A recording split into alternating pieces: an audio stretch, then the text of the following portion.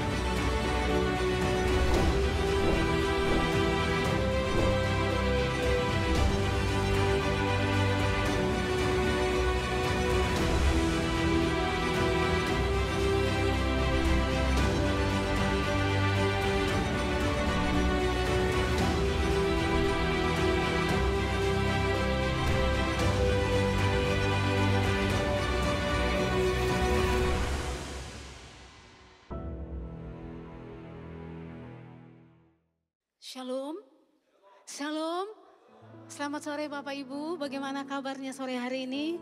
Saya percaya anugerah kemurahan Tuhan selalu menyertai kehidupan kita. Mari Bapak Ibu sama-sama kita bangkit berdiri, kita akan segera mulai ibadah kita sore hari ini. Tapi sebelumnya coba lihat samping kiri kananmu, katakan Tuhan Yesus baik, Tuhan Yesus mengasihi engkau, haleluya.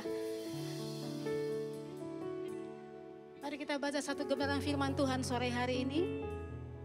Yang landasan firman Tuhan saya ambil dari Roma pasal yang ke-11 ayatnya yang ke-38. Kita baca bersama-sama 1, 2, 3. Sebab segala sesuatu adalah dari Dia dan oleh Dia dan kepada Dia. Bagi Dialah kemuliaan sampai selama-lamanya. Kasih tepuk tangan yang paling meriah kepada Tuhan Yesus. Kami tahu dalam hidup kami semuanya datang daripada Engkau. Engkau sumber segala yang baik. Karena itu sore hari ini Bapa, terimalah ucapan syukur kami. Terimalah pengagungan kami. Yang kami hanya berikan kepada nama Yesus Tuhan kami, Sang Juru Selamat kami, Allah kami yang hidup. Terpujilah Engkau Bapa kami yang percaya. Sama-sama katakan amin. Bapak Ibu dipersilakan duduk kembali.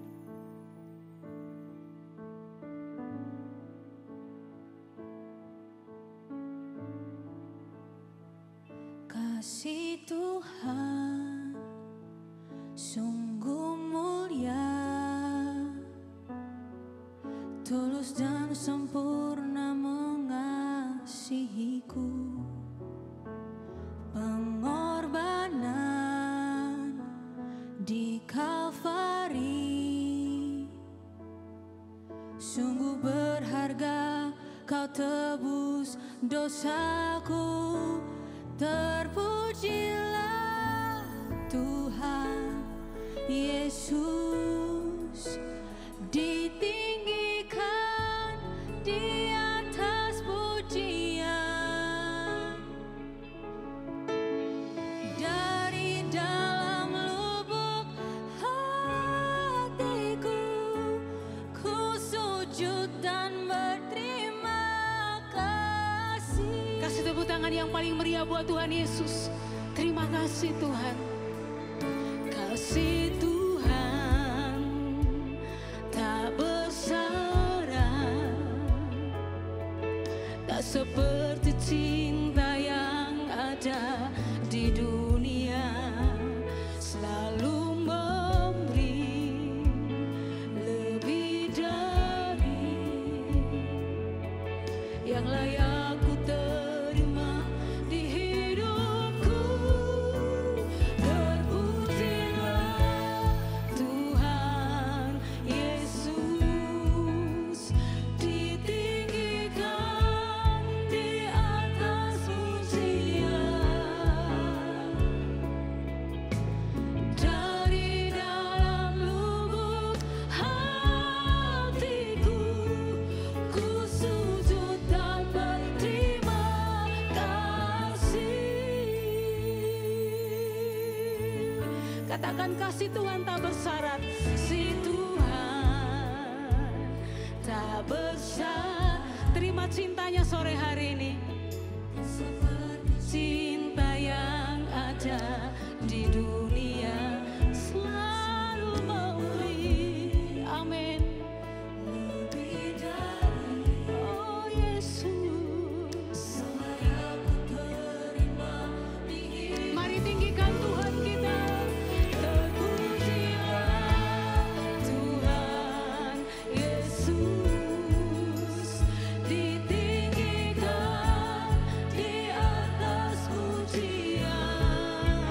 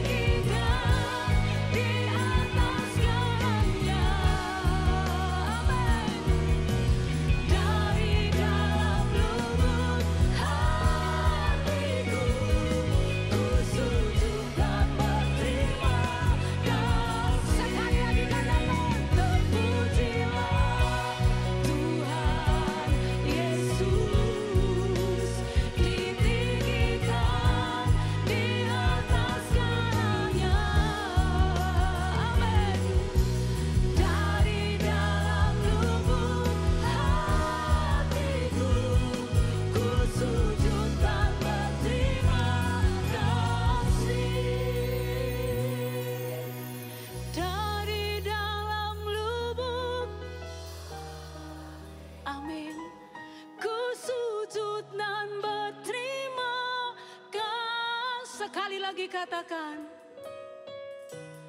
Dari dalam lubuk hatiku, ku sujud dan berterima kasih. Mari sembah.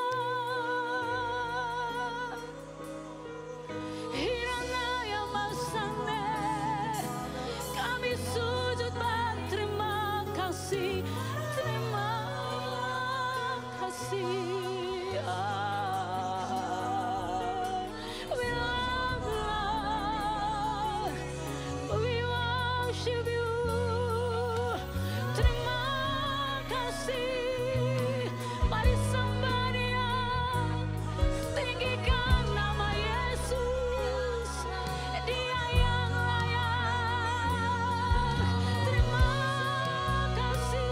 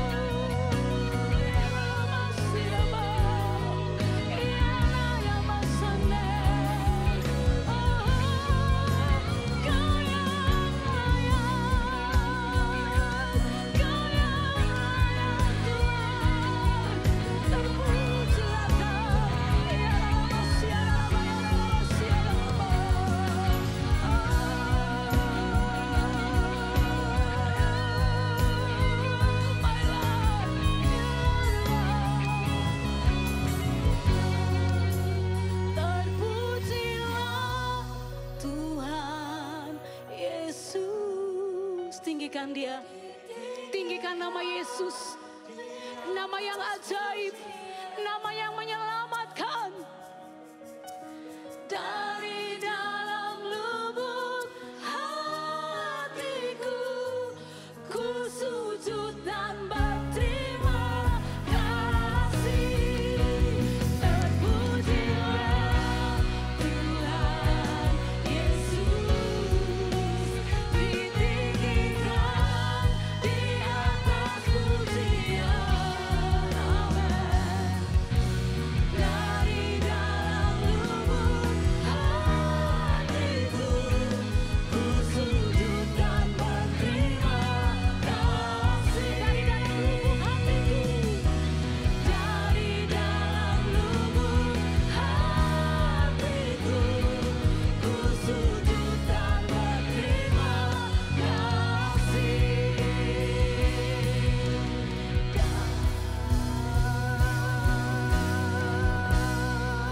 Haleluya. Sebab kami tahu nama Yesus, nama yang menyelamatkan, yang percaya, sama-sama katakan amin. Seberapa banyak Bapak Ibu percaya bahwa hidupmu dan hidup kita ada dalam tangan Tuhan yang kuat. Kalau begitu tetap bersuka cita dong, katakan jangan takut, jangan pernah engkau bimbang. Tuhan Yesus selalu menyertai engkau. Haleluya. Hidupku ada di tanganmu, yes. Kau beri rencangan yang terindah, tak hanya yang baik, benar, yang ku terima, yes. Walau tubuhku dirembuk, walau jiwaku terkoyak, serukan dengan imanku, pujianku takkan terhentikan. Rohmu yang memberi penghiburan, yes. Akan ku pikul cukup. Amin. Teguhkan imanku.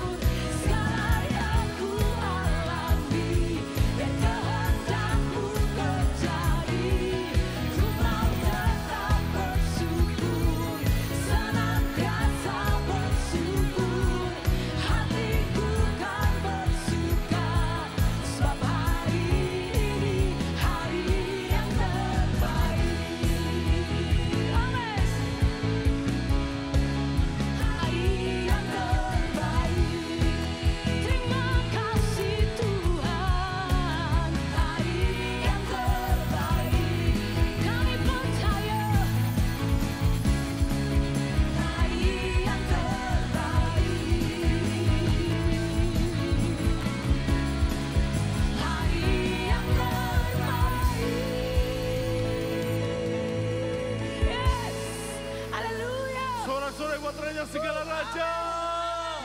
Haleluya. Bersorak-soraklah hai umat yang dicintai Tuhan, yang diberkati Tuhan. Sore hari ini nyatakan cintamu bagi Dia. Haleluya. Come on. Bersorak-sorai hai umat Tuhan, kudus dan mulialah namanya. Besarlah ajaib, amin, berkuasa selama-lamanya. Bagi Dia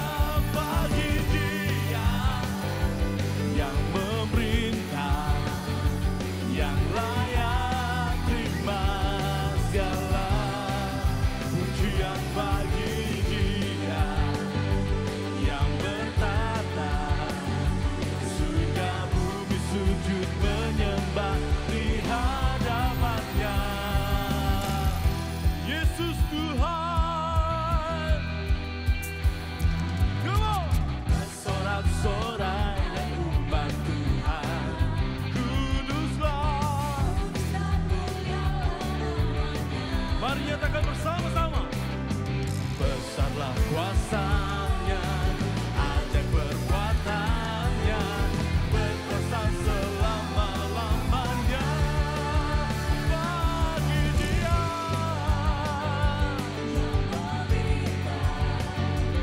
yang layak terima segala pujian. Bagi Dia yang bertata, surga bumi sujud menyembah di hadapannya. Seluruh bumi menyembah Engkau Tuhan, Allah kami yang kudus, Raja segala raja.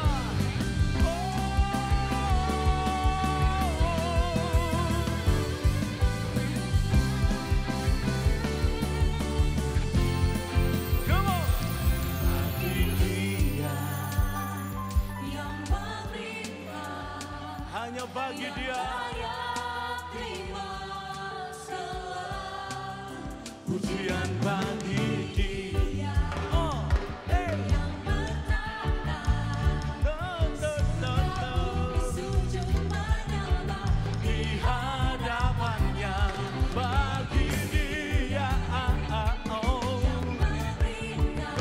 pemerintah, terima segala hanya bagi Yesus Tuhanku. Oh, oh, oh, sujud menyembah di hadapannya. Bagi Dia yang memerintah, yang layak terima segala pujian. Bagi Dia yang bertata, surga bumi sujud menyembah di hadapannya. Surga bumi sujud menyembah di hadapannya. Surga bumi sujud menyembah di hadapannya. Yesus Tuhan. Segala pujian, segala hormat, kemuliaan bagi Raja segala raja. Haleluya. Haleluya. Katakan sebelah kanan kirimu, Engkau dahsyat, Tuhanku dahsyat. Haleluya. Silakan duduk Bapak Ibu yang terkasih dalam Tuhan.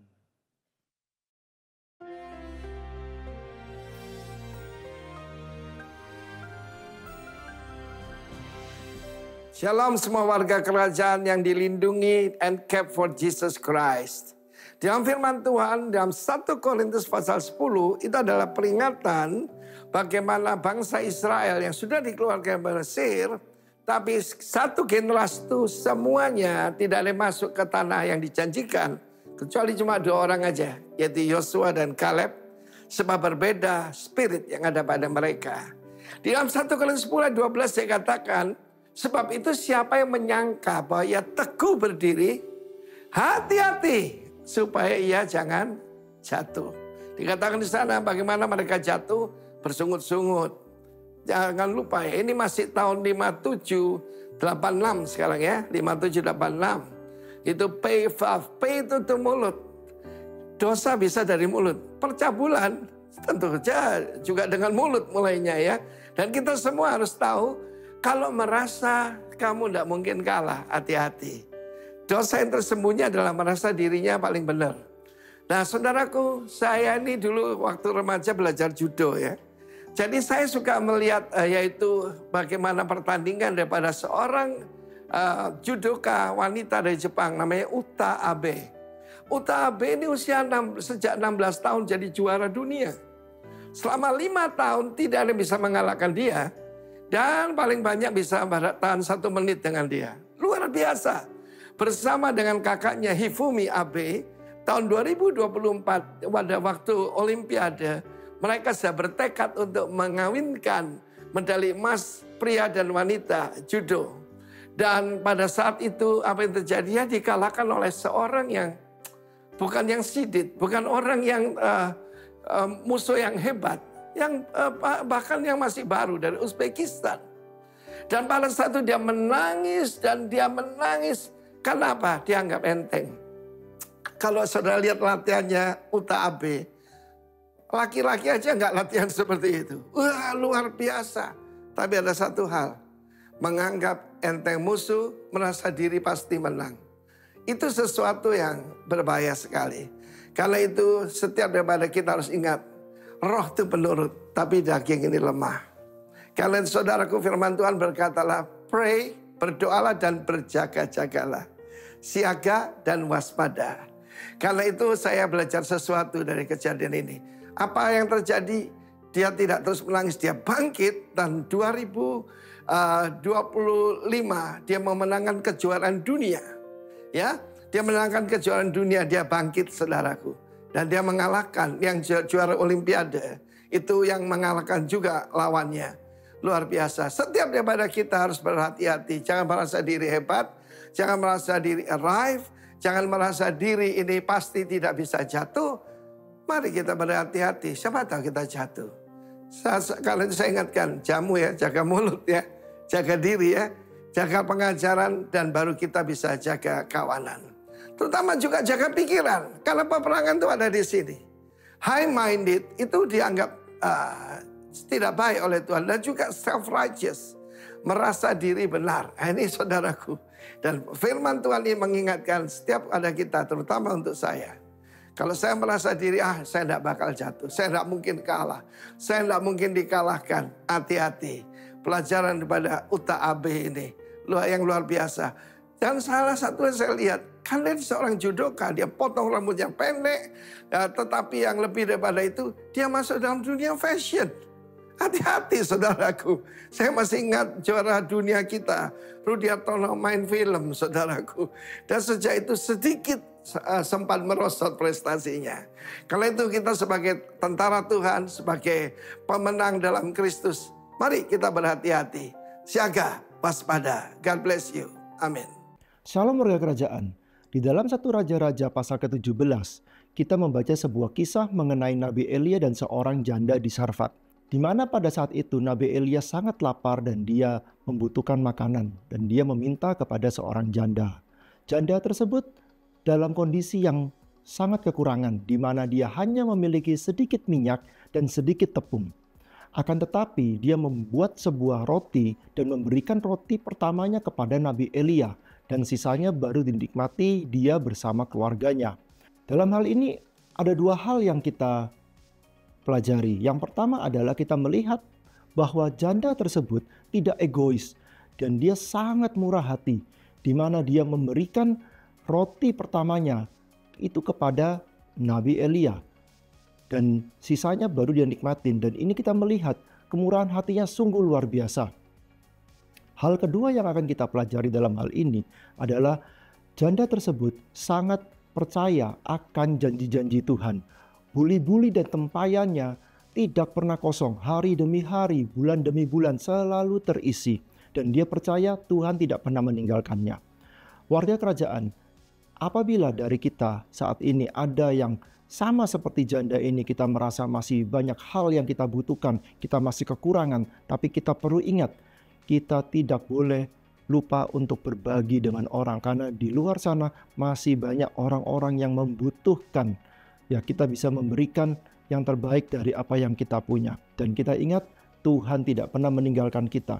Tuhan akan selalu memelihara hidup kita sama seperti janda ini. Mari kita berdoa.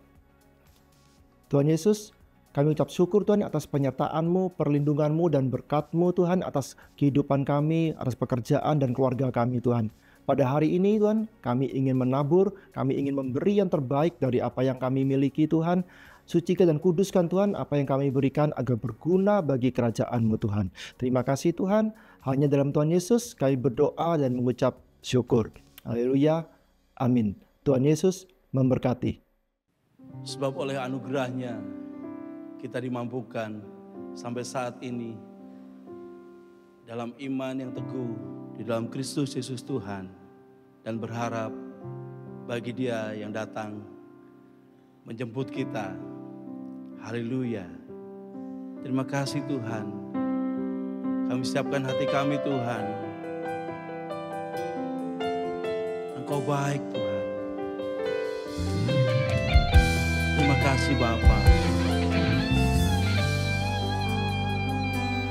Lidiki aku, lihat hatiku, apakah ku sungguh mengasihi-Mu, Yesus, Kau yang Maha Tahu dan menilai hidupku, tak ada yang tersembunyi bagimu. Telah kulihat kebaikan-Mu yang tak pernah habis di hidupku. Ku berjuang sampai akhirnya Kau dapati aku tetap setia. Selidiki aku, lihat hatiku, apakah ku sungguh mengasihi-Mu, Yesus, Kau yang Maha Tahu dan menilai hidupku, tak ada yang tersembunyi bagimu. Telah kulihat kebaikan-Mu Tuhan,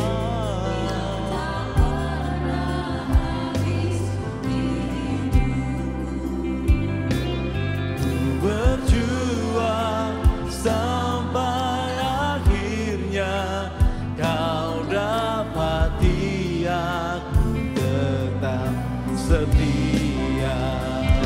Telah kulihat kebaikan-Mu Tuhan,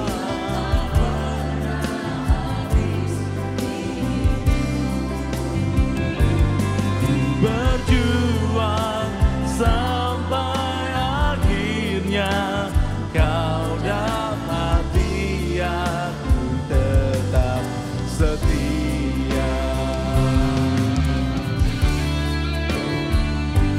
Kami bersyukur Tuhan.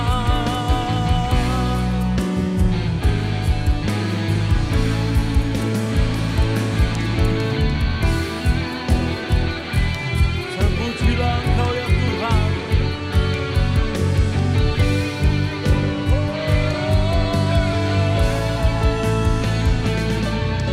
Lihat kebaikan-Mu Tuhan, dan ku berjuang,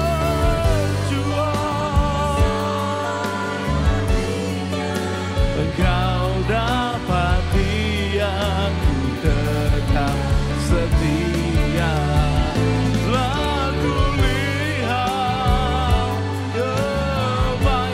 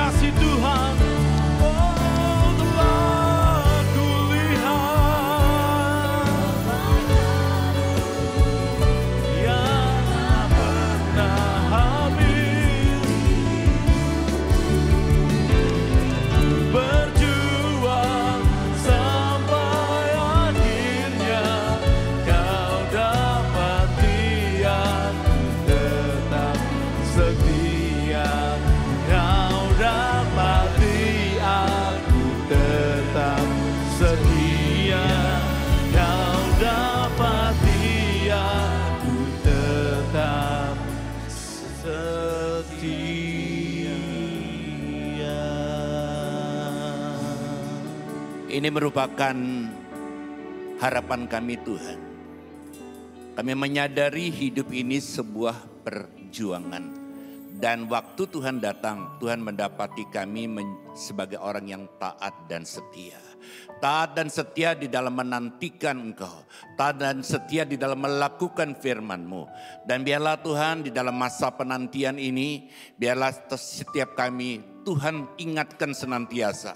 Tuhan bawa selalu untuk kami senantiasa berjaga-jaga dan berdoa. Supaya kami mempunyai satu sikap yang waspada. Karena kami tahu Tuhan, iblis berusaha untuk menjatuhkan kami. Tetapi orang yang berpegang kepada firman-Mu, dia akan tetap kuat berdiri teguh. Dan tidak akan pernah digoyahkan. Karena Engkau adalah kekuatan kami. Terima kasih Tuhan, berbicara lewat hamba-Mu. Kami siap untuk merenungkan akan firman-Mu dan melakukannya. Dalam nama Yesus sama-sama kita katakan amin. Silakan duduk saudaraku, shalom. Ya puji Tuhan. Tema kita bulan Oktober ini adalah senantiasa waspada. Ya, waspada itu beda dengan khawatir. Ya, karena kita dikatakan jangan kamu khawatir, tetapi disuruh waspada. Tadi pagi saya berangkat dari Singaraja sekitar jam 5. Saya setir sendiri, jalan masih gelap, sepi. Justru dalam keadaan sepi dan gelap, saya harus lebih waspada. Kenapa? Karena orang mungkin tiba-tiba keluar dari gang, tiba-tiba belok tanpa pasang sen. Ya, artinya saudaraku, mungkin hari ini saudara dalam keadaan hidup saudara baik-baik saja. Itu bukan alasan untuk saudara lengah dan tidak lagi menjadi waspada. Ya, firman Tuhan sore hari ini dalam KU3 adalah takut akan Tuhan. Saudaraku yang kasih Tuhan, hidup ini tidak akan bermakna ketika kita tidak mengerti makna kehidupan ini. Salah satu makna kehidupan ini bahwa hidup ini adalah sebuah perjuangan. Namanya perjuangan butuh pengorbanan, butuh kesiapan. Tidak bisa kita, saya nggak suka Pak itu. Saya rasanya hati saya. Namanya sebuah perjuangan saudara pengasih Tuhan. Suka nggak suka kita harus hadapi. Karena itu Pak Arifin selalu berkata kita harus mengenal 3 hal. Berkali-kali beliau sampaikan know your God. Kenali siapa Tuhan saudara dan saya. Yang kedua know yourself. Yang ketiga, know your enemy. Ketahui musuh saudara. Nah saudaraku kasih Tuhan, musuh kita bukan orang yang membenci kita, orang yang jahat, bahkan merencanakan yang buruk dalam hidup kita.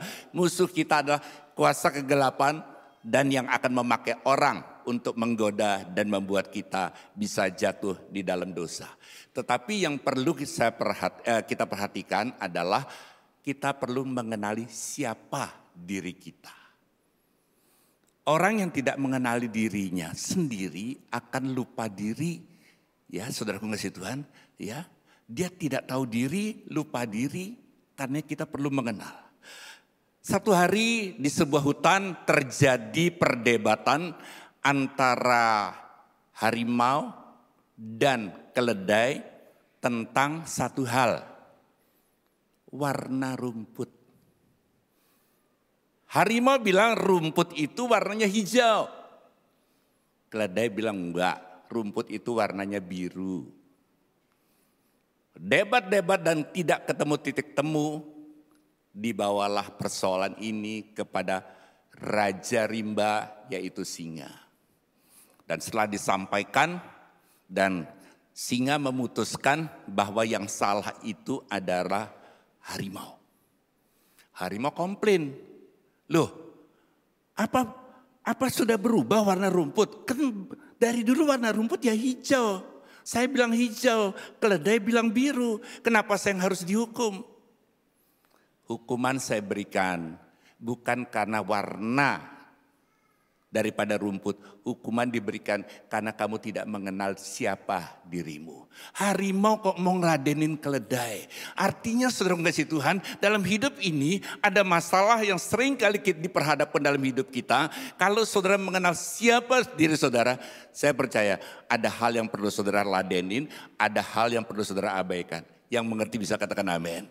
Saudaraku yang kasih Tuhan, artinya kalau saudara mengenal siapa hidup saudara, saudaraku, orang mau bilang kita ini begini, kita ini begitu. Saya mau katakan hidupku bukan dari apa kata orang, hidupku dari apa kata Tuhan. Nah itu saudaraku yang kasih Tuhan, hidup ini sebuah perjuangan. Alkitab bilang begini, karena perjuangan kita bukanlah melawan darah dan daging, bukan melawan manusia, tetapi melawan pemerintah-pemerintah, bukan pemerintah di bumi ini, melawan penguasa-penguasa, melawan penghulu-penghulu dunia yang gelap ini, melawan roh-roh jahat di udara. Sebab itu ambillah seluruh perlengkapan senjata Allah, supaya kamu dapat mengadakan perlawanan pada hari yang jahat itu dan tetap berdiri sesudah kamu menyelesaikan segala sesuatu. Nah tadi saya sudah sampaikan bahwa waspada itu beda dengan khawatir. Kalau khawatir itu keyakinan bahwa kita akan jadi korban, ada bahaya lalu kita menjadi khawatir. Tapi kalau waspada saudaraku, kita yakin bahwa kita menang terhadap musuh. Tentu dengan persiapan dan kehati-hatian. Nah karena itu saudaraku yang kasih Tuhan, perlu untuk mempersiapkan diri di dalam menghadapi hari-hari yang jahat ini. Saya kasih contoh sederhana. Saudara kalau beli mobil, saudara tidak perlu beli ban serep. Setiap mobil rata-rata sudah ada ban serep. Tujuannya apa? Tujuannya kalau ban yang terpasang kempes ada cadangan. Tetapi banyak kali dan pernah terjadi beberapa teman saya ketika mobilnya di tengah jalan bannya kempes, dia begitu pede, tenang ada ban serep. Ternyata ban serepnya kempes juga. Ya, karena orang jarang memeriksa tekanan angin ban serep, apalagi ban serepnya kalau di kolong. Ya kan, saudara ngasih Tuhan. Jadi cukup merasa sudah bawa ban serep tetapi kondisinya itu tidak memungkinkan, dengan kata lain kempes. Jadi perlu siap membawa ban serep, periksa anginnya. Teman saya yang lain lagi, istrinya yang bawa mobilnya. Tenang, udah ban serep ada, anginnya cukup, lalu kempes bannya. Masalahnya apa? Nggak bisa ganti ban. Ban serepnya ada tetapi gimana cara menggantinya, pasang dongkraknya sebelah mana, ini murnya diputar ke kiri apa ke kanan. Karenanya kalau cari SIM di luar negeri, ujian untuk mendapatkan SIM bukan cuma sekedar bisa mengemudi, tahu rambu-rambu, salah satu ujiannya adalah bisa ganti ban sendiri tanpa perlu bantuan orang lain. Bisa pasang dongkrak sendiri, bisa putar mur rodanya, bisa ganti bannya dengan ban serep. Salah satu ujian. Kenapa? Karena sering kali kita cuma sekedar siap bawa ban serep, tetapi waktu terjadi masalah kita nggak bisa gantinya. Ya, ban serepnya kempes, gantinya nggak bisa. Mau panggil orang, handphonenya lupa, ketinggalan di rumah. Ya udah lengkap saudara. Karena itu masalah ini terjadi dalam hidup kita atau tidak terjadi, salah satu faktornya adalah kita berjaga-jaga atau siap. Ya, puji Tuhan, saya orangnya cukup mempersiapkan diri dalam segala sesuatu. Itu pun juga masih ada yang lupa. Ya. Contoh, kalau saya lupa tas tempat tablet khotbah saya taruh di meja. Saya letakkan kunci kontak saya di sana. Jadi nggak mungkin saya kelupaan itu karena kunci kontaknya di sana. Jadi tujuannya apa? Mengantisipasi lupa. Jadi setiap orang itu punya kelemahan. Ya, setiap orang itu punya ketidakmampuan. Tetapi jangan itu dijadikan alasan untuk saudara, ya saya ketemu masalah itu ya karena saya kurang ini sih, kurang itu. Belajar saudaraku, sehingga karena banyak persoalan yang sebenarnya tidak perlu terjadi di dalam kehidupan saudara dan saya. Loh Pak, saya ini kan sudah dibaptis, sudah terima Yesus, sudah ada jaminan keselamatan. Mau berjaga-jaga apa lagi Pak? Godaan iblis apa lagi? Saya kan sudah jadi orang benar. Sudah dibaptis, sertifikat baptisan saya bingkai, saya pasang di ruang tamu saya. Saudaraku yang kasih Tuhan, keselamatan itu memang sudah saudara terima. Tetapi Alkitab bilang kerjakanlah keselamatan itu dengan takut dan gentar. Ya, saya berikan contoh. Saudara kalau mau terbang dengan menggunakan pesawat, ya, setelah saudara check in, saudara dapat boarding pass. Dengan boarding pass itu saudara tahu pesawat flight numbernya berapa tahu, seat numbernya nomor kursinya saudara tahu, masuknya lewat gate mana saudara tahu. Dan dengan boarding pass itu saudara yakin saudara akan tiba ke tujuan. Tapi kenyataannya enggak loh saudara. Kalau saudara begitu saudara punya kepastian, udah tenang aja ini boarding pass saudara di tangan udah pasti nyampe. Lalu saudara masuk ke lounge, saudara nggak dengerin pengumuman, pindah dari gate 2 pindah ke gate 6, saudara abaikan saja, udah tenang aja, ya boarding pass sudah ada di tangan saya. Kalau saudara tidak dengar-dengaran dan tidak menuruti instruksi yang disampaikan, saudara tidak akan pernah sampai kepada tujuan. Begitu juga dengan hidup kita. Saudara betul sudah diselamatkan. Tetapi biar kita hidup di dalam kebenaran. Dengar-dengaran apa yang dilarang oleh firman Tuhan. Dan apa yang diperintahkan oleh Tuhan. Nah saudaraku, dosa, pelanggaran, apapun juga harus memenuhi 3 unsur. Yang pertama keinginan, katakan bersama saya keinginan. Ya saudaraku, keinginan inilah yang dipakai oleh iblis untuk menjatuhkan saudara. Di sini ada yang hobi mancing ikan? Pak Luki? Tinggal beli ikan bakar ya. Nah orang yang hobi mancing ikan, dia tahu umpan apa bukan yang disukai dirinya. Yang disukai oleh ikan yang akan dipancingnya. Jadi saudaraku tidak mungkin dipasang umpan yang disukai oleh pemancingnya. Nggak mungkin. Yang disukai oleh ikan yang akan dipancing. Jadi iblis tahu. Dia menggoda saudara apa yang saudara suka. Makanya waktu Adam dan Hawa berjalan-jalan di Taman Eden. Dan dia kemudian jatuh dalam dosa. Dia bukan dalam keadaan kepepet. Banyak orang belajar atau mencoba memaklumi kesalahannya, dosanya karena kepepet. Ya Pak, karena terpaksa Pak, kepepet Pak. Adam dan Hawa tidak kepepet. Dia boleh pilih buah apa saja dan dimakan dengan bebas. Kecuali cuma satu larangannya. Pohon pengetahuan yang baik dan yang jahat. Tapi dengar, iblis berusaha memutar balik firman Tuhan. Firman Tuhan bilang semua boleh kamu makan dengan bebas. Kecuali pohon pengetahuan yang baik dan jahat. Tapi iblis memutar balik. Tuhan kan bilang kamu gak boleh makan semua buah yang ada di taman ini. Iblis, Hawa bilang enggak, semua boleh aku makan. Kecuali itu satu. Lalu iblis berkata, oh kamu tahu gak alasannya kenapa Tuhan melarang? Karena waktu kamu makan, kamu tidak akan mati. Kamu akan terbuka pikiranmu dan kamu punya pikiran sama seperti Allah. Makanya Allah larang itu. Coba kamu makan, pikiranmu akan seperti Allah. Nah saudaraku kasih Tuhan, iblis bergerak dari hal yang pertama adalah apa yang saudara inginkan. Setelah itu yang kedua yang perlu saudara waspada setelah keinginan. Hal yang membuat orang jatuh dalam dosa yang kedua harus ada kesempatan. Katakan bersama saya kesempatan. Ya, keinginan ada tapi kalau nggak ada kesempatan nggak akan terjadi. Kesempatan, karenanya ada istilah dibuatlah kesempitan sehingga muncul kesempatan. Nah saudara kasih Tuhan, makanya seringkali dijaga, diawasi pakai kamera CCTV supaya orang tidak punya kesempatan untuk melakukan apa yang salah, apa yang tidak baik, apa yang disebut dengan dosa. Nah kesempatan ini yang seringkali dimanfaatkan.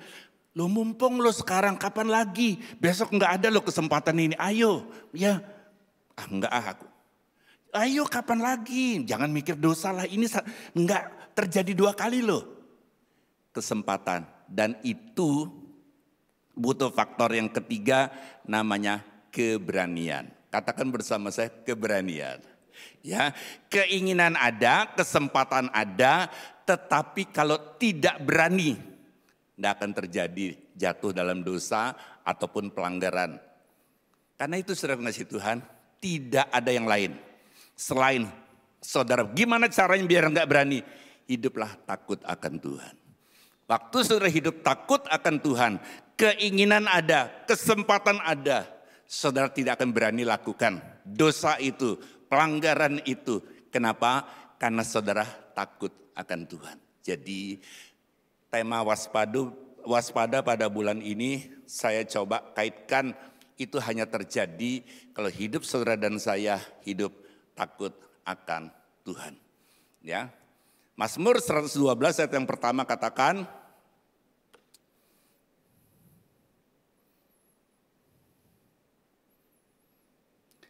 haleluya, berbahagialah orang yang takut akan Tuhan. Jadi takut akan Tuhan ini saya coba lihat di Alkitab ada 55 ayat, ini salah satu ayatnya saudaraku. Berbahagialah ini dalam bahasa aslinya adalah esyer, bukan cuma sekedar berbahagia tetapi berbahagia dan diberkati. Ya, orang yang takut akan Tuhan yang sangat suka, bukan sekedar suka tapi sangat suka kepada segala perintahnya. Anak cucunya akan perkasa di bumi, angkatan orang benar akan diberkati. Harta kekayaan ada dalam rumah tetangganya, bukan saudaraku, dalam rumahnya, ya saudaraku, bukan di dalam rumah orang lain, tetapi dalam rumahnya. Kebajikannya tetap untuk selama-lamanya. Pertanyaan saya, saudara kalau disuruh pilih 2 hal, ingin jadi orang sukses apa ingin jadi orang diberkati? Coba renungkan dulu saudara. Kalau ada 2 pilihan, saudara mau jadi orang sukses atau mau jadi orang yang diberkati. Ya. Atau hidup bahagia atau sukses. Kalau hidup bahagia itu saudara kasih Tuhan, ya. Kalau hidup sukses nunggu orang lain. Ya, gimana caranya? Ya, flexing biar kelihatan keren, biar kelihatan tajir, biar kelihatan hidupnya sukses. Ya, saudara kasih Tuhan. Cuma menurut penilaian orang lain terhadap kita. Tetapi kebahagiaan itu saudara sendiri yang merasakan. Mungkin bagi orang lain, kok dia bahagia ya? Padahal saya kan lebih hebat, saya lebih kaya, saya lebih punya reputasi, saya lebih kenal banyak orang. Saya banyak koneksi, kenapa dia kok lebih bahagia? Nah saudaraku kasih Tuhan, saya sangat yakin dan percaya ketika saudara hidup takut akan Tuhan, saudara memilih untuk hidup saudara bisa menjadi berbahagia. Ya, karena begini, saya coba kasih 3 tingkatan. Sikap kita, yang pertama, taat meskipun kurang suka, tapi takut terhadap hukuman Tuhan. Jadi ketaatannya cuma sekedar takut dihukum Tuhan, takut ditegur Tuhan, sebetulnya kurang suka. Tingkatan yang kedua, tunduk kepada Tuhan karena berharap diberkati oleh Tuhan. Ya, jadi ada maunya. Yang ketiga, takut akan Tuhan karena mengasihi dan percaya kepada janji Tuhan. Ya, saya berharap saudara pilih yang nomor 3, saudara mengasihi Tuhan, saudara percaya akan janji Tuhan. Mungkin hari ini saya sudah tunggu sekian lama kok sepertinya keadaan gini-gini aja. Percayalah kalau manusia bisa berbohong, Tuhan berjanji dan dia pasti sanggup untuk menggenapinya. Amin saudaraku. Ya, Sekarang pertanyaannya, akibat takut akan Tuhan itu apa? Yang pertama, orang yang takut akan Tuhan itu sedang membahagiakan dirinya. Ini saudaraku, kalau saudara hidup benar, sesuai firman Tuhan, tidak ada pelanggaran, saudara tidak perlu pakai topeng. Saudara transparan aja. Orang mau lihat kita, ya saudara nggak perlu berpura-pura karena saudara tampil apa adanya. Tidak ada hal yang perlu saudara tutupi. Ya, tapi ketika saudara hidup tidak takut akan Tuhan, menghalalkan segala cara, saudara mengasihi Tuhan supaya terlihat sukses, ada banyak hal yang saudara harus pura-pura. Bahkan kalau orang bertanya, saudara akan hidup dari alasan demi alasan, demi alasan, demi alasan. Supaya apa? Supaya tidak terbongkar kelihatan aslinya. Hidup gak nyaman saudaraku. Tetapi kalau saudara hidup apa adanya, ya tidak ada yang saudara perlu takuti, tidak ada hal yang perlu saudara tutupi. Ini ada banyak sekali ayatnya. Tapi saya tidak akan ajak saudara baca semuanya. Amsal 14 ayat 26, dalam takut akan Tuhan ada ketentraman yang besar. Hati saudara tentram, bahkan ada perlindungan bagi anak-anaknya. Kenapa? Karena saudara akan hidup, berbicara, bersikap apa adanya. Ya, tidak perlu dibuat-buat, tidak perlu membuat alasan untuk menutupi supaya orang tidak tahu kesalahan saudara. Saudara apa adanya. Jadi saudaraku, orang yang hidup takut akan Tuhan, dia sedang membahagiakan dirinya. Satu hari seorang jemaat rock lembah pujian, dia berpikir sore dia mau cari hasil tambahan dengan menjadi supir Grab. Dan kemudian dia mendapat seorang penumpang, penumpang itu adalah pemilik toko jam tangan, arloji, mewah. Dan setelah dia order Grab, penumpang masuk dan di drop di satu tempat dan mobil melanjutkan perjalanan. Waktu lampu merah dia lihat dari spion, wah di belakang kok ada barang yang tertinggal. Lalu dia berpikir si supir, wah ini mungkin penumpang terakhir ini ada barang yang tertinggal. Dia putar kembali dan dia berusaha menemui penumpang yang barusan di drop. Pak, Bapak ada tertinggal sesuatu enggak? Dia sendiri lupa. Oh iya benar. Saya ada tertinggal sebuah kotak jam tangan. Lalu apakah ini Pak barang Bapak yang tertinggal? Waduh, ya terima kasih. Wah untung saya naik mobilmu ya, kalau orang lain ini sudah hilang. Terima kasih, sebagai ucapan terima kasih saya, kamu boleh ambil 1 jam tangan di kotak itu. Oh terima kasih Pak, kata si supir Grab itu. Terima kasih Pak, saya sudah ambil 2 jam tangan. Dibuka kotaknya, loh kok masih lengkap gak ada yang berkurang. Saya sudah ambil 2 jam tangan Pak, yang satu mereknya integritas. Yang satu adalah harga diri saya lebih mahal dari semua yang ada di bumi ini. Jadi saudaraku, waktu hidup saudara ngerti maknanya. Bukan cuma sekedar perjuangan, tapi hidup ini adalah ujian. Katakan bersama saya ujian. Waktu saudara diuji, ada kesempatan yang rasanya, loh saya kan gak nyolong. Ya kan, ini kan tertinggal. Ya kan, saya kan gak mencuri. Ujian-ujian yang kadang-kadang Tuhan izinkan terjadi. Untuk membuat saudara naik kelas. Untuk bisa Tuhan melihat apakah saudara taat dan setia ketika ujian itu datang. Dan saudara lulus bukan menang, lebih daripada pemenang. Nama Tuhan dipermuliakan. Haleluya saudaraku. Ya. Jadi saudaraku, ketika saudara memaknai hidup ini jadi bermakna. Tanpa mengerti makna kehidupan, hidup ini tidak bermakna. Ya hidup gini-gini aja. Hidup ini sebuah perjuangan. Hidup ini sebuah perjalanan. Seperti bangsa Israel dari Mesir, ndak ujuk-ujuk langsung ke tanah penuh dengan susu dan madu. Berputar lewat padang gurun. Kadang-kadang kan kalau kita berpikir secara pikiran manusia, Tuhan ini kok ngerepotin ya? Kenapa nggak langsung aja ke tanah perjanjian? Kok berputar?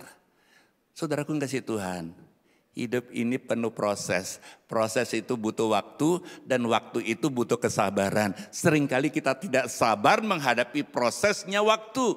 Tapi saya sangat yakin dan percaya waktu saudara hidup takut akan Tuhan, Tuhan yang akan memampukan, karena Tuhan tidak pernah merencanakan hari depan yang buruk, tapi hari depan penuh pengharapan.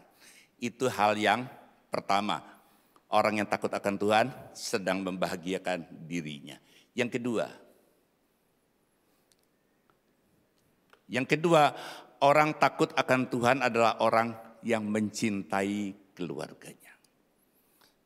Mazmur 112 ayat yang kedua, anak cucunya akan perkasa di bumi dan angkatan orang benar akan diberkati. Bapak ibu saudaraku yang sangat dikasihi oleh Tuhan, apa sih yang kita bisa berikan sebagai warisan kepada anak cucu kita? Kalau punya harta nggak ada salahnya, saudara kasih harta, ya kasih properti nggak ada salahnya, kasih aset nggak ada salahnya, saudaraku kasih Tuhan. Mau kasih tanah, boleh-boleh saja. Tetapi ada sesuatu warisan yang tidak bisa diukur nilainya adalah nama baik. Nama baik di zaman now berbeda sama 20 tahun yang lalu. Sekarang ada istilahnya jejak digital. Ya, artinya kepleset sedikit aja semua orang tahu. Jatuh sedikit semua orang tahu. Nah saudaraku kasih Tuhan, kalau saudara hidup takut akan Tuhan, saudara akan mewariskan. Kalau anak saudara mau kerja, maaf ya, siapa ya papa mamanya? Oh disebutin nama, oh ya. Kalau papa mamanya, namanya, reputasinya, track recordnya itu begini. Saya sangat yakin dan percaya segala kekurangan kelemahan anak kita orang masih bisa terima. Kenapa? Karena saudara terkenal hidup takut akan Tuhan. Jadi orang yang takut akan Tuhan itu saudara pengasih Tuhan, dia mempunyai sesuatu. Karena hidup takut akan Tuhan ini bukan ketika saudara pelayanan. Ya, waktu pelayanan baru pakai wajah malaikat. Enggak. Hidup takut akan Tuhan ini adalah melekat. Saudara melayani, saudara di rumah, saudara di kantor, dimanapun, saudara lagi berolahraga, dimanapun juga. Kalau orang hidup takut akan Tuhan, dia tidak akan berpura-pura dan dia tetap tampil adanya. Ya, yang ketiga, ini masih yang kedua nih. Siapakah orang yang takut akan Tuhan? Kepadanya Tuhan menunjukkan jalan yang harus dipilihnya. Perhatikan. Tuhan menunjukkan jalan yang harus dipilihnya. Orang itu sendiri akan menetap dalam kebahagiaan dan anak cucunya akan mewarisi bumi. Bapak ibu saudara yang kasih Tuhan, seringkali masalah yang dihadapi oleh kita adalah salah memilih dan salah mengambil keputusan. Kenapa? Karena kita tidak berdoa lebih dahulu sebelum mengambil keputusan dan memilih. Banyak kali kita memilih menurut hati kita, seraknya kita, senangnya kita. Setelah dipilih kemudian salah, muncul masalah, baru kita berseru sama Tuhan. Kenapa kita tidak lakukan sebelum kita memilih dan memutuskan, kita berdoa dulu dengan Tuhan. Sehingga Tuhan yang akan menunjukkan sesuai dengan janjinya, Tuhan menunjukkan jalan yang harus dipilihnya. Saya sangat yakin dan percaya kalau saudara berdoa lebih dahulu, ya, ada sesuatu yang Tuhan akan kerjakan dalam hidup kita sehingga kita tidak salah di dalam memilih. Karena persoalan yang dihadapi manusia diteliti 90% karena salah memilih dan salah mengambil keputusan. Kenapa orang tertipu? Karena dia salah mengambil keputusan, percaya kepada penipu. Ya, kalau dia mau ditipu dan dia tidak percaya, dia tidak akan tertipu. Jadi saudara pengasih Tuhan, ini hal yang perlu untuk kita kerjakan dalam hidup ini adalah senantiasa berdoa sebelum menjatuhkan pilihan dan mengambil keputusan. Apakah di dalam bisnis, apakah di dalam jodoh, apakah di dalam banyak hal. Jangan percaya jodoh nasib di tangan Tuhan. Jodoh dan nasib di tangan saudara dan saya karena kita yang pilih. Yang setuju bisa katakan amin. Haleluya saudaraku, takdir itu betul di tangan Tuhan karena saudara tidak bisa pilih. Saudara lahir dari keluarga siapa, itu tidak bisa saudara pilih, saudaraku, itu takdir. Tetapi jodoh kita kan bisa pilih. Ya kan? Kita pilih. Karena itu saya sangat yakin dan percaya, pilihlah sesuai dengan apa yang Tuhan tunjukkan di dalam hidup saudara dan saya. Kita masuk ke poin yang nomor 3. Orang takut akan Tuhan itu sedang menarik berkat ke dalam kehidupannya. Orang takut akan Tuhan itu sedang menarik berkat di dalam kehidupannya. Kenapa? Karena dengan kejujurannya, dengan hidup takut akan Tuhannya, dia akan selalu melihat dan menikmati berkat. Ya, saya berikan sebuah kesaksian. Ini saya sudah pernah sampaikan pada khotbah yang lalu, yaitu tentang seorang penjaga sekolah yang takut akan Tuhan, hidupnya takut akan Tuhan, disiplin saudaraku, ya hidupnya itu lurus sesuai dengan aturan dan dia punya tugas adalah menjaga sekolah dan ketika jam pelajaran dimulai dia menutup pintu gerbang utama dan yang menjadi masalah adalah guru-guru yang suka terlambat merasa dengan tertutupnya pintu harus berputar lewat belakang dan murid-murid menertawakan. Pak guru kan ngajarin kita nggak boleh terlambat, Pak guru sekarang terlambat. Bapak Ibu, teguran itu sebetulnya perlu untuk membuat kita menjadi lebih baik. Harusnya Pak guru berkata pada dirinya, ya aku sebagai pendidik, aku harus beri contoh mulai besok aku tidak akan terlambat sehingga aku tidak harus memutar lewat pintu belakang. Karena aku tetap punya pintu di depan karena belum jam pelajaran aku sudah hadir. Ya, harusnya seperti itu. Tetapi namanya orang saudaraku. Ini loh saudaraku, kalau saudara ingin merubah nasib, jangan minta Tuhan rubah nasib, rubah kebiasaan buruk kita. Yang setuju bisa katakan amin. Kebiasaan buruk kita ini yang seringkali membuat keadaannya tetap buruk. Harusnya dia berusaha untuk tidak terlambat, tetapi enggak. Enggak gampang loh berubah kebiasaan. Guru-guru yang senang datang terlambat ini kumpul dengan beberapa guru. Menghadap kepala sekolah. Pak kepala sekolah, kita lembaga pendidikan, malu dong. Ya, ada salah satu staf yang bekerja di sekolah ini sampai tua tetap buta huruf. Yang mana itu? Itu penjaga sekolah buta huruf itu. Akhirnya kepala sekolah menyetujui untuk mengganti atau memberhentikan penjaga sekolah yang buta huruf tapi disiplin dan hidup takut akan Tuhan. Jadi saudara, kalau saudara hidup takut akan Tuhan bukan artinya aman-aman saja. Kadang-kadang kita bisa mengalami keadaan seperti itu, diberhentikan. Nah setiap pagi si penjaga sekolah ini kalau ada papa daripada anak-anak itu ngedrop anaknya, dia yang bukakan pintu, dia nyapa kepada papanya dan anaknya dituntun dia termasuk. Nah ada seorang pengusaha ketika besoknya dia kok nggak ada penjaga sekolah itu yang biasa menyapa dia, selamat pagi Pak, ya lalu menuntun anaknya. Dia tanya pada anaknya, loh, itu penjaga sekolah itu mana yang tiap pagi jemput kamu? Dengar-dengar udah diberhentiin Pak.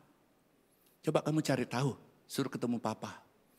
Lalu kemudian singkat cerita penjaga sekolah yang dipecat ini bekerja di pengusaha ini. Saudaraku kasih Tuhan, cari orang pandai itu mudah, cari orang jujur itu lebih sulit. Nah saudaraku ya, jadi saudaraku meskipun dia buta huruf, meskipun dia tidak bisa baca tulis, tetapi dia bisa dipercaya. Dan kemudian dipercayakan banyak hal, sampai akhirnya diberkati sebidang tanah. Pergilah ke notaris dan kemudian setelah membuat akte jual beli, pihak pertama, pihak kedua, tiba waktunya tanda tangan. Ya, pihak pertama tanda tangan, pihak kedua mantan penjaga sekolah ini, Pak Notaris, jangan tanda tangan ya, cap jempol aja. Loh kenapa? Ya saya nggak bisa baca tulis. Notarisnya terheran-heran. Bapak buta huruf bisa punya tanah seluas ini Pak.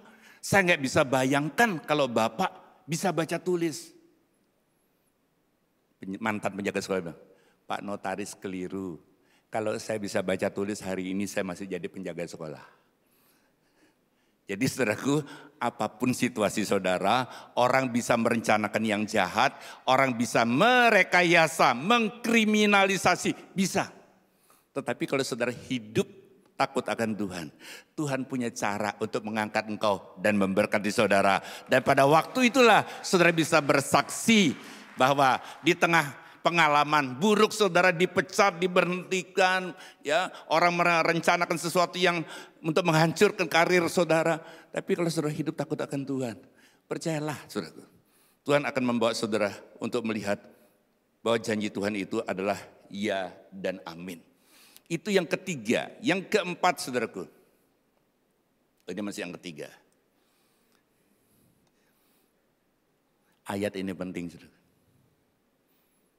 Berkat itu,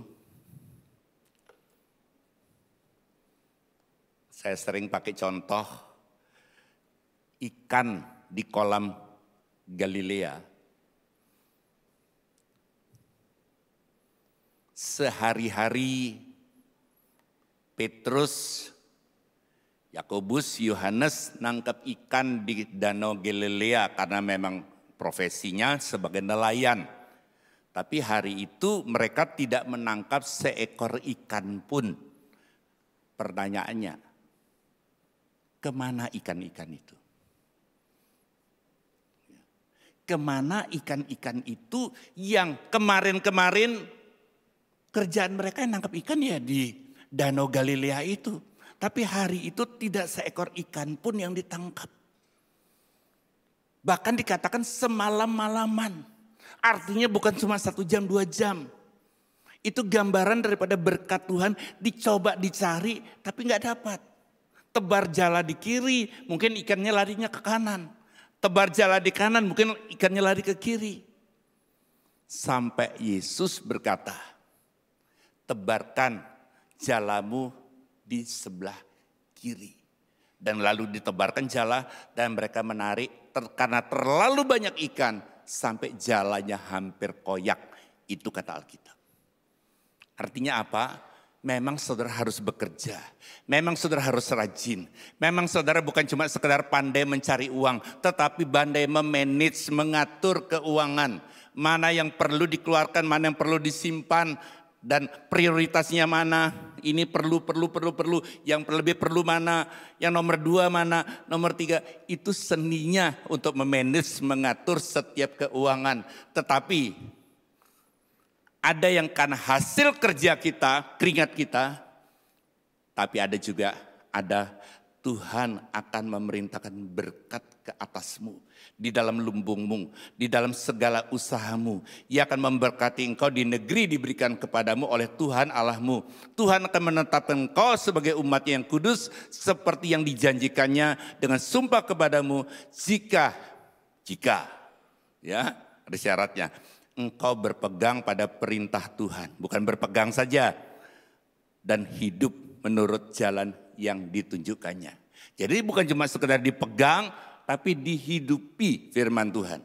Nah karena itu saudaraku, percayalah Tuhan tidak pernah sekedar janji, tetapi Dia pasti akan menggenapkan apa yang Dia janjikan. Itu poin yang ketiga. Yang keempat, orang yang takut akan Tuhan, keputusannya dipimpin oleh hikmat Tuhan.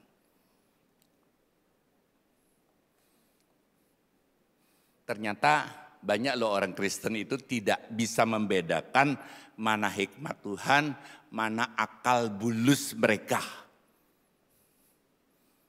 Ini hikmat dari Tuhan Pak. Padahal itu adalah trik.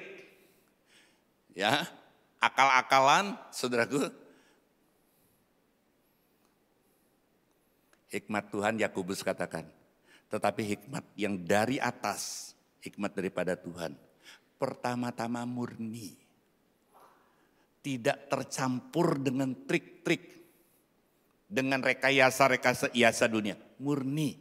Selanjutnya pendamai.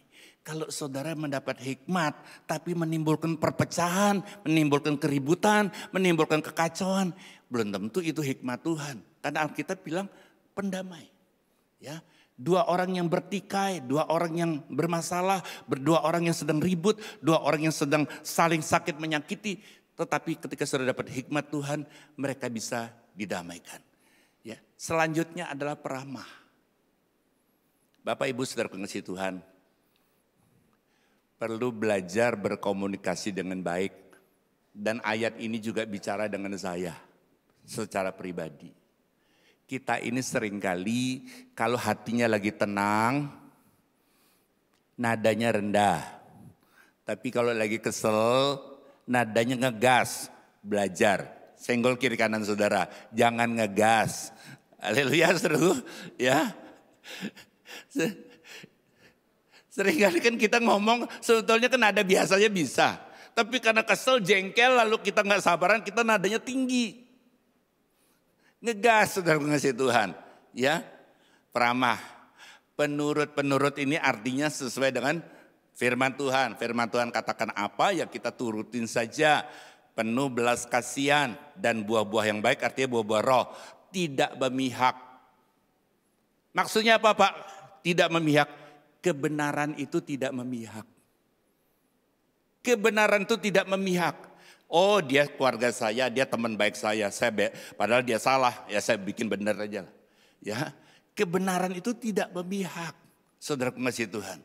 Ya, dan kebenaran itu tidak perlu dibela. Kalau sudah benar ya nggak perlu dibela, saudara pengasih Tuhan. Karena kebenaran itu bisa membela dirinya sendiri. Karena kebenaran itu adalah Yesus Kristus Tuhan. Karena dia yang berkata, aku adalah jalan, kebenaran dan hidup. Tidak ada seorang sampai kepada Bapa kalau tidak melalui aku. Dan tidak munafik. Tidak pura-pura apa adanya. Dan saya sangat yakin dan percaya ketika saudara hidup apa adanya. Saudara sedang membawa hidup saudara menjadi hidup ini menyenangkan. Mengalir dengan baik. Ya. Dan yang kelima, orang yang takut akan Tuhan sedang menantikan kedatangan Yesus kembali. Seperti 5 anak gadis yang bijaksana, dia bukan cuma sekedar minyaknya, pelitanya menyala, tapi ada minyak cadangan. Dan saudara perhatikan, 5 gadis bodoh ketika pelitanya mati kehabisan minyak. Coba lihat alasannya. Aku akan pergi untuk membeli minyak. Artinya mereka punya uang untuk membeli minyak tetapi mereka mengabaikan. Tidak membeli, mempersiapkan minyak cadangan. Dan kemudian Alkitab berkata bahwa akhirnya pintu tertutup dan mereka kemudian terlambat. Ya, ada kata penting ini. Ya, ada kata yang mirip sadar dan sabar. Ya, mirip, cuma beda huruf tengahnya aja, sadar dan sabar. Sadar punya Tuhan, tapi tidak sabar menunggu janji Tuhan.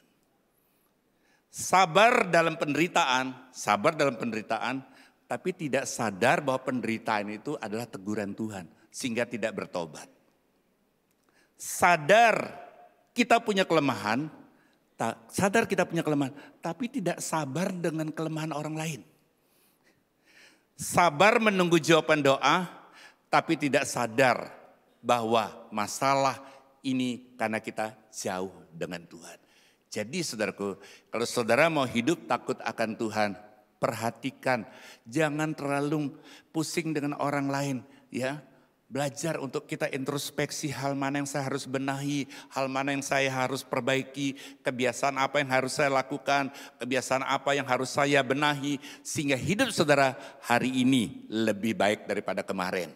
Jadi orang datang ke gereja nggak ada masalah dengan kelemahan, dengan sakit hati waktu datang, tapi pulang harus berbeda. Yang setuju bisa katakan amin.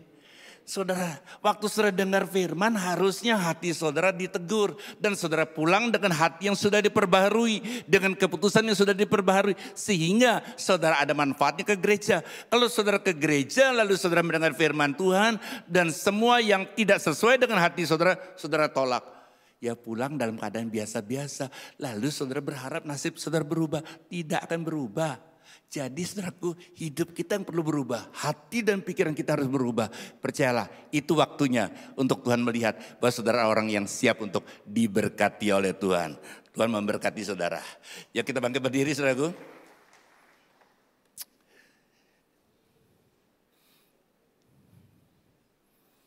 Jadi kalau saudara perhatikan tema kita tahun ini, persiapan.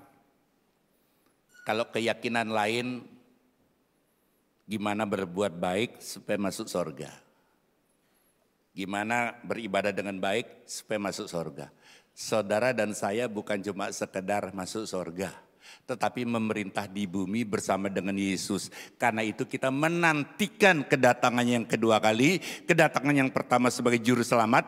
Kedatangan yang kedua kali sebagai raja dan hakim yang adil. Sehingga pada waktu itu saudara dan saya didapati tanpa kerut dan cacat di hadapan Tuhan.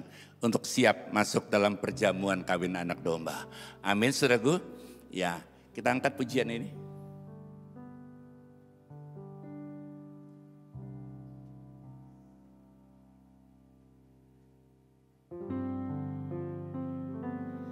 Aku lihat kebaikan-Mu yang tak pernah habis di hidupku. Ku berjuang sampai akhirnya Kau dapati aku tetap setia.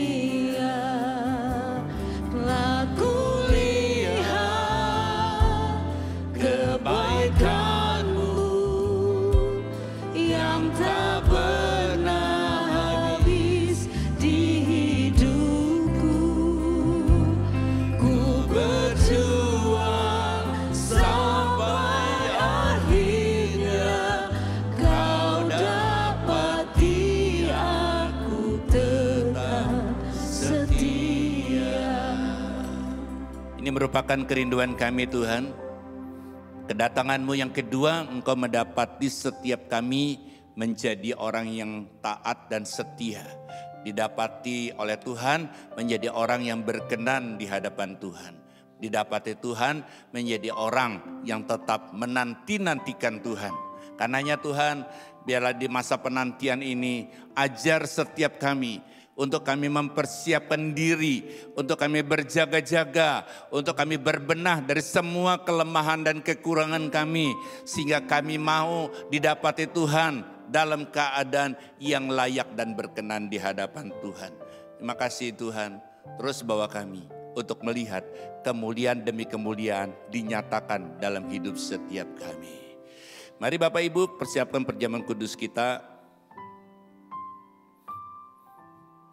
Ini perintah Tuhan untuk kita melakukannya senantiasa untuk mengenang akan pengorbanannya. Kalau sudah angkat roti lebih tinggi dari kepala kita. Pada malam terakhir sebelum Yesus disalibkan, dia mengambil roti dan setelah mengucap syukur atasnya, dikatakan bahwa ini adalah tubuhku yang dipecahkan bagi kamu dan tetaplah hidup di dalamnya. Dan lakukanlah ini senantiasa sebagai peringatan akan daku. Apakah saudara percaya bahwa roti yang saudara angkat tinggi ini merupakan persekutuan kita dengan tubuh Kristus?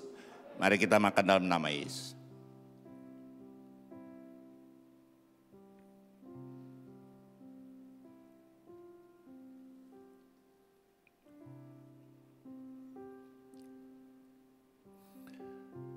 Selesai membagikan roti, Tuhan Yesus mengambil cawan yang berisi anggur dan setelah mengucap syukur atasnya dia katakan, ini adalah cawan perjanjian baru yang dimeteraikan oleh darahku, darah yang tertumpah bagi kamu semua.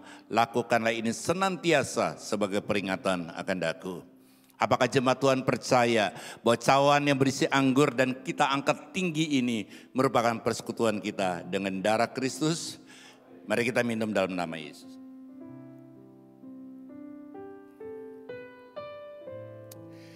Terima kasih Tuhan untuk kebaikan-Mu. Kami tetap bersyukur apapun keadaannya. Kami tetap berkata, Engkau sungguh amat baik.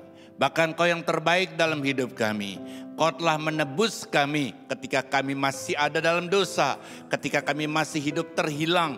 Tuhan mencari setiap kami, membenarkan dan memberikan kehidupan yang baru. Karenanya lewat perjamuan kudus ini, biarlah kami senantiasa mengingat akan kebaikan dan pengorbanan Tuhan. Haleluya. Sama-sama kita katakan amin. Silakan duduk saudara.